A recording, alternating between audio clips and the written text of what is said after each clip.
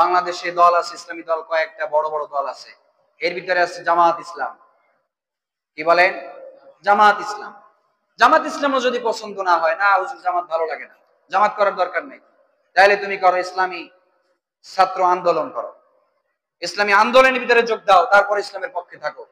ইসলামী আন্দোলনও তোমার পছন্দ হয় না, চরমনাইকে তুমি ভালোবাসো না, দরকার নাই তোমার এটাও, তাহলে তুমি খেলাফত মজলিস এই পক্ষ অবলম্বন করো। আরো অনেক ইসলামী দল আছে, যে কোনো একটা দলের পিছনে থাকো, তারপরেও তুমি গণতন্ত্রের পিছনে দৌড়াইও। যদি দৌড়াও জাহান্নামের পথে দৌড়াইতেছো, মরিয়া গেলে বুঝবা তখন এই ক্ষমতার দাপট আর থাকবে না, তখন এত বাহাদুরি থাকবে না, গলায় চেইন লাগায়া শার্টের বুদাম খুলে রাস্তায় চলতে, আর সেই দিনে পাওয়ার ক্ষমতা থাকবে না।